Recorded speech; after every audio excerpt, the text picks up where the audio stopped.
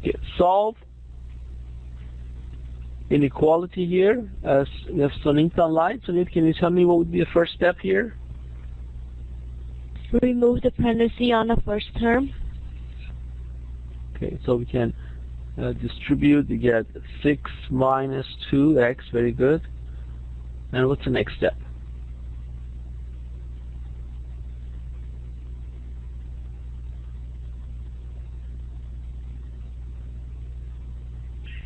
I will subtract 8 on both sides.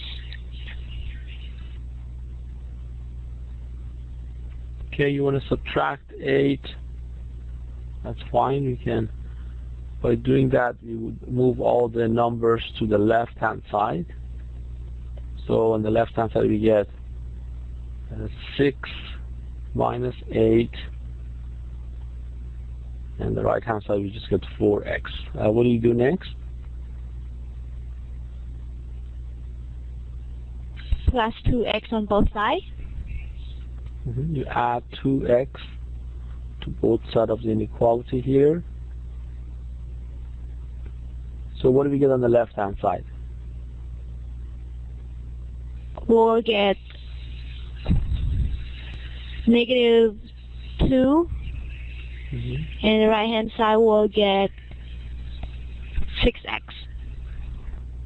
Okay, very good. So how do you solve for x here? Divide both sides by 6. Okay, so you get minus 1 over 3. So x would be greater than minus 1/3. That's your solution. All the numbers that are larger than minus 1/3 would be the solution here. Now if I want to show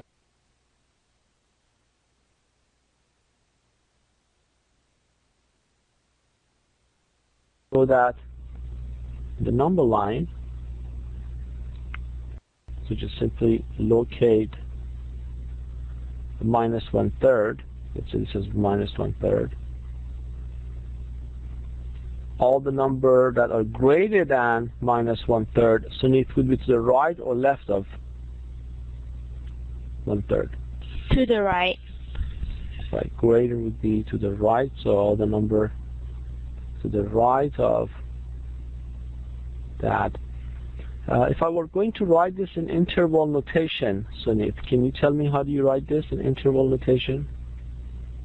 I'm not sure. Okay. For the interval notation, we use a parentheses, and we mention minus 1/3 here, comma, and all the number to the right would be go all the way to plus infinity. So because we are including the end point here, this is equal to, then we have to include this end point. So negative 1/3 is the solution. So you have to change that parentheses into a bracket because the end point is included. If you didn't have equal sign, then you have to use parentheses. Bracket means the end point is included. So this is how you write the answer in interval notation. That would be the same as saying x is greater or equal to minus 1/3.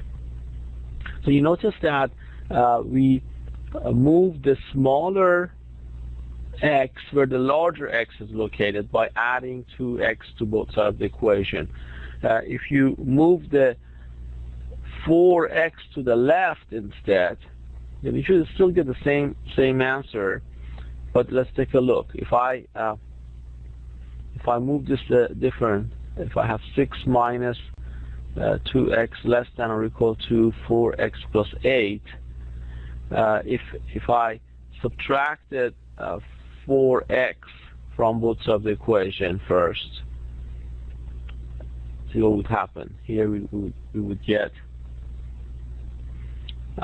6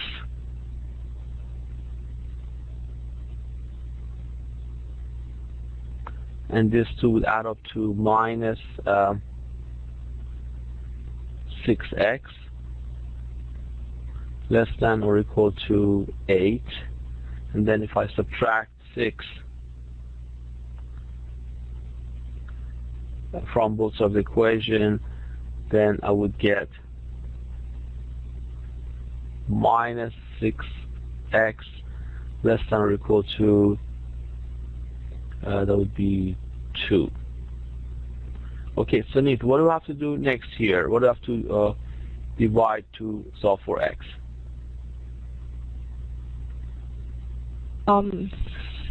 We'll divide both sides by -6, but we have to change the sign. Very good. So if you divide by negative, you have to change the direction of inequality to its opposite direction. You should remember that. So if you did that, then it would be x is greater or equal to minus 2 over 6, or still would do 1/3 when you reduce them. You get the same answer here. These are equivalent answer. So make sure that if you divide or multiply by negative, you change the direction of inequality to its opposite direction. That's why it would be better if you can move the smaller x where the larger x is located, so we end up getting a positive coefficient here, so we don't have to worry about this condition. So this is how we solve for inequality.